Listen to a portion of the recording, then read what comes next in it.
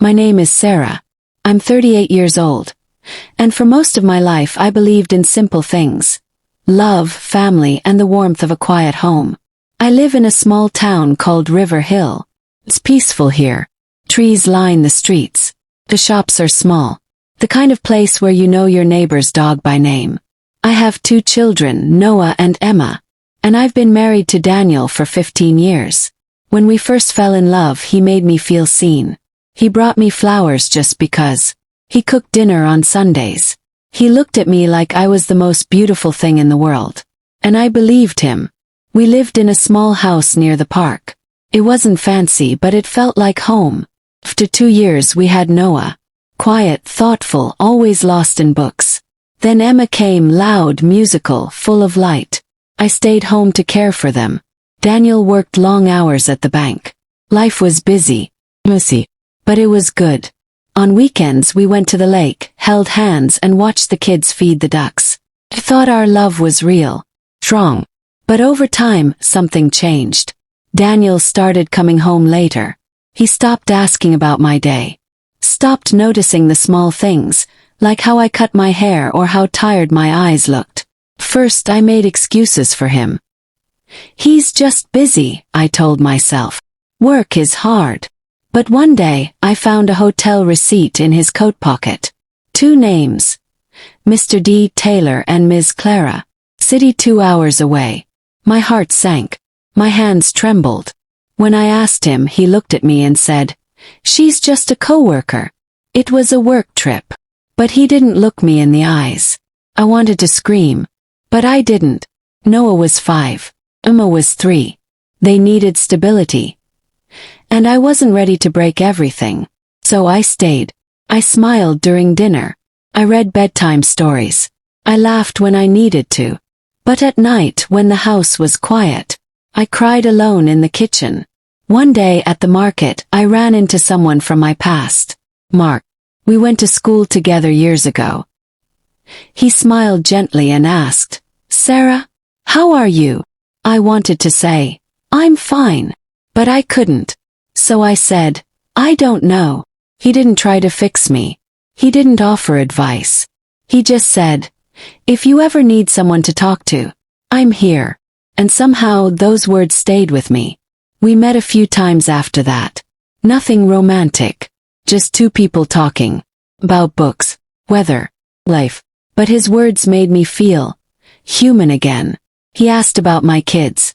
He said, "You are strong. I can see it." No one had said that to me in years. But one night Daniel saw a message from Mark on my phone. Just 5 words. "Hope your day was good." Daniel exploded. "Who is this man? Are you cheating on me?" And I said the truth.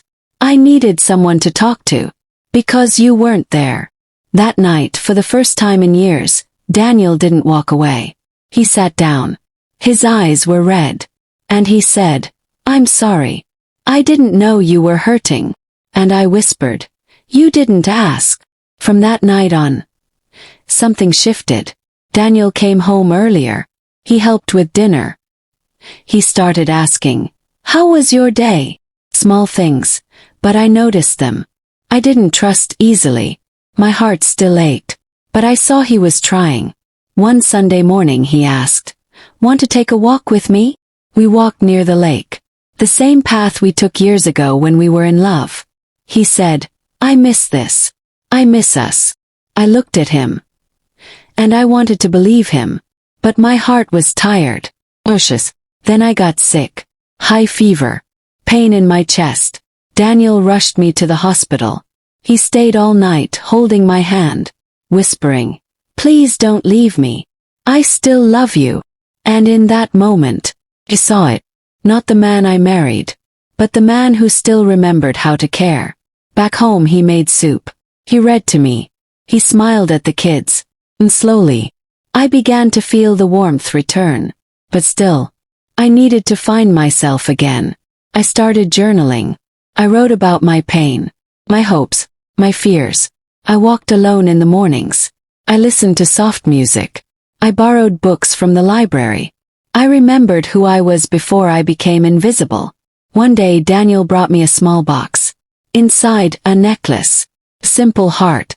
He said, "This isn't to say sorry. It's to say thank you for staying." Smiled. And for once it felt real. Now we move slowly. One step at a time. We clean the house together. We sit in the garden. Sometimes we talk. Sometimes we don't. But the silence isn't heavy anymore. I still remember the pain. The hotel receipt. The empty nights. But I also remember the hospital. His hand in mine. His voice breaking. "Please don't leave me." Forgiving isn't forgetting. It's choosing to heal. Even when it hurts. One morning I looked in the mirror. I saw a tired woman. But also, a strong one. I whispered to myself, "You are still here. You are still whole." And I wrote a letter. Just for me. "Dear Sarah, you are strong. You are kind. You matter. You lived through heartbreak and you kept going. Love yourself first. Then, you'll know how to love again." I read it whenever the sadness comes back. Life isn't perfect now. But it's real. Daniel still brings me tea. Noah makes silly jokes. Emma sings while doing her homework. We are not the same people we were. But maybe that's the point. Now I don't wait for grand gestures. I look for the small things. Soft smile. Quiet morning. A hand reaching for mine. Because love is not what we say. It's what we choose every single day.